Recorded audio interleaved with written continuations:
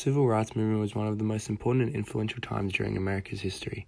The impacts it had on issues such as discrimination and racial prejudice against multiple groups was extremely positive, as it led to legal and social changes that needed to occur in order to allow for the rights of everyone to be adequately protected.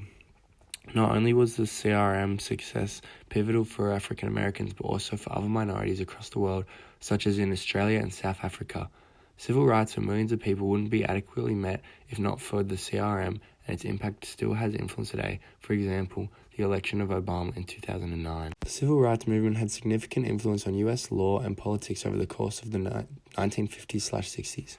Over the course of its duration, the CRM was able to pressure presidents and the government to make needed changes in the community through alteration of the law. The first success stemming from the CRM is when President Roosevelt issued Executive Order 8802 on June 25, 1941, removing discrimination in regards to employment for jobs regarding the national defense or other government jobs. Protests such as the Montgomery bus boycotts were long forms of non-violent protest that resulted in the Supreme Court ruling segregation within public transport unconstitutional. The influx of civil rights protesting President Eisenhower minimized growing racial tensions in the South by implementing new civil rights legislation. The Civil Rights Act of 1957 meant that anyone who was trying to prevent others from voting could be federally prosecuted. Next was the Civil Rights Act of 1964, signed by President Johnson, which had multiple facets. It limited the use of voter literacy tests, gave permission for federal authorities to deal with integration of public facilities, and guaranteed equal employment opportunities. Johnson also implemented the Voting Rights Act in 1965, completely banning voter literacy tests, which had been used to stop African Americans from voting in southern states.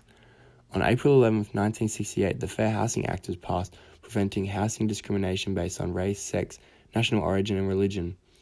Legal battles such as the Brown v. Board of Education were essential in desegregating public schools. However, just because the law was changed didn't mean the problem was resolved.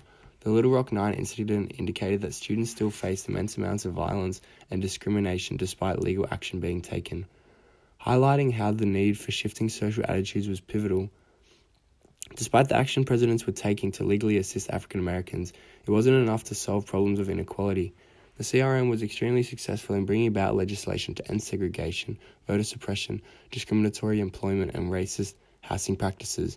However, social attitudes had to be changed in order for these changes to hold any significance. African Americans were positively impacted socially, culturally, economically, and educationally due to the CRM. Social attitudes significantly shifted over the course of the 1950s and 60s, and the new legislation that was being put in place meant that legally African Americans had similar opportunities to that of white Americans. The CRM was essentially completely rebuilding the nation's preconceived notions on race and equality, with leaders such as Martin Luther King Jr. being influential in highlighting these ideals. For the first time, America's systemic racism and discrimination was questioned, leading to white Americans becoming much more involved in the movement and becoming more accepting of marginalized groups. The acceptance of African Americans paired with legal changes to segregation laws in regards to employment and education gave African Americans much more opportunities in both categories. The desegregation of schools meant that African Americans were no longer stuck in schools that were given significantly less funding and had equal learning environments to white Americans. However, they were still more susceptible to being discriminated against in these environments during and shortly after the CRM.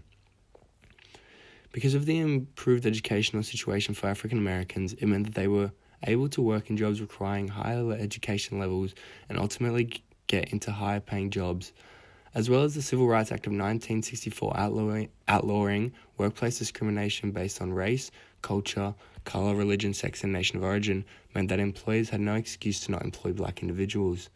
These factors helped close the massive economic divide that had been occurring for decades and allowed for African Americans to be economically stable.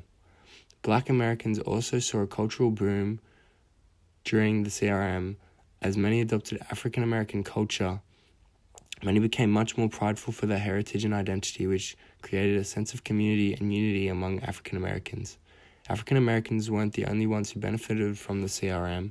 Internationally, people took inspiration from the nonviolent methods Americans were taking to make social change, clearly demonstrated in Australia through the Freedom Rides run by the Student Action for Aborigines and Mandela's work in South Africa against apartheid.